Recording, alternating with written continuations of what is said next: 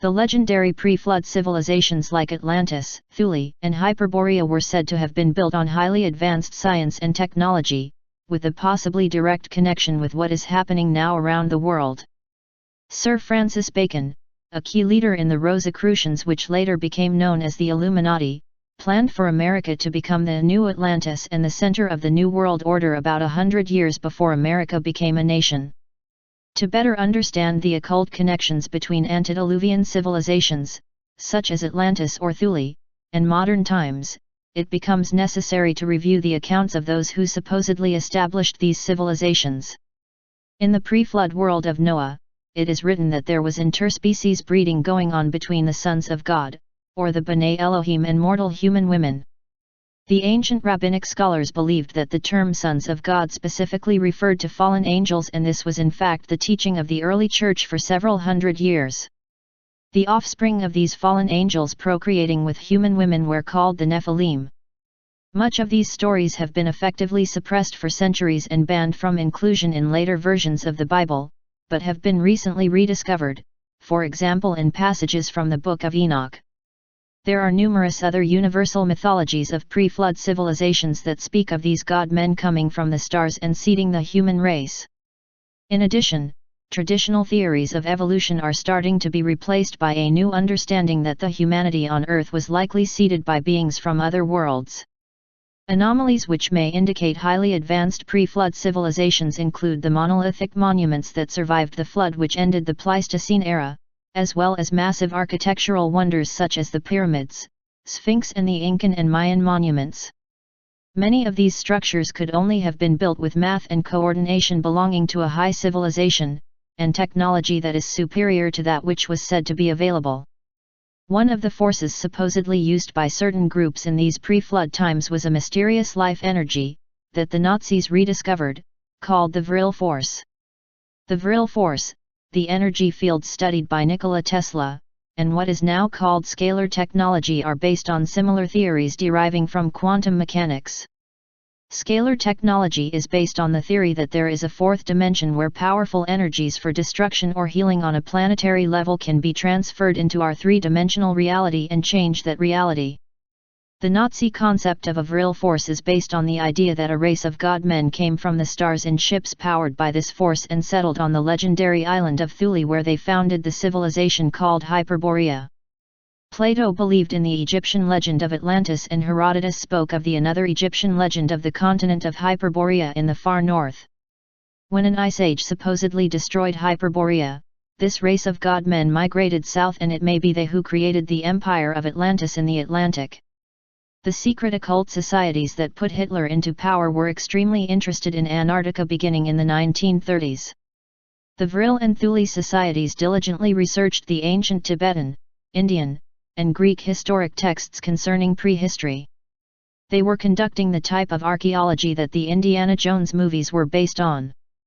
Documenting the cultural, linguistic, and genetic similarities of these legends with the Nordic legends of blonde-haired blue-eyed gods, the occult societies that influenced Nazi ideology came to their conclusion that the Earth undergoes periodic global cataclysms, and that vast portions of the inner Earth is hollow and has been inhabited within for many millennia by another unknown branch of humanity. Ultima Thule is supposed to have been the name of the capital city of the continent of Hyperborea, which was older than Atlantis. According to occult teachings, the Hyperboreans were the most highly technologically and socially advanced society that existed in the pre-flood age. When the flood came, the Hyperboreans used the large tunnels which penetrate through the Earth's crust to permanently settle under the Himalayas. According to some legends, they named their new kingdom Agartha or Agarthi, and its capital city was Shambhala, which was the mythical paradise below the surface of the Earth. There are many scientists and researchers who believe that the founders of Hyperborea, Atlantis, Thule, and other ancient civilizations were beings from other planets. There are also a growing number of biblical scholars who believe that these aliens did not come from other planets, but other dimensions, and that they were actually the fallen angels who mated with human women who produced the Nephilim. The Nazis believed that the Nordic-looking gods who came from the stars were a genetically distinct race from another world, had Rh-negative blood type, and did not evolve from apes in Africa. The Nazis supposedly were aided by a group of attractive females with clairvoyant powers called the Vril Maidens, who could channel scientific and technological information including rocket design and even how to build UFO-type flying machines. The Vril Maidens were not only famous for their gifted psychic ability, but for wearing their hair long and never cutting it. They claimed that a planet around the Aldebaran star system was inhabited by a race of people similar to ourselves with a possible shared ancestry. The entire Nazi secret energy and propulsion program went hand in hand with their understanding of alternative physics and their occult science of consciousness. Nazi scientists working on their most top-secret programs relied on the occult Vril power, a form of usable free energy, genetic manipulation, and ancient occult meditation techniques. Unfortunately, much of this technology was later used for mind control, both by the Nazi war machine and the Allied powers that defeated them. Wernher von Braun, the founder of America's NASA space program, was an elite Nazi scientist who had advanced technology on propulsion and rocketry. During Operation Paperclip, when America, in competition with Russia over Nazi scientists after World War II, smuggled in over 8,000 scientists. These scientists brought with them their occult practices and beliefs, along with the science which the US further developed for mind control, Simulacra. In 1871, British novelist Edward Bulwer Lytton, in The Coming Race, described a superior race called the Vrilia, who lived underground and sustained themselves with the Vril force or psychokinetic energy. They may have been the descendants of the Hyperboreans, inhabitants of the island of Thule. The Hyperboreans supposedly harnessed the power of Vril to manipulate matter and energy, enabling them extended lifespans and existing in what some might regard as a godlike existence. The German philosopher Friedrich Nietzsche, 1844–1900, wrote of the Übermensch, Superman, in his work, Der Antichrist.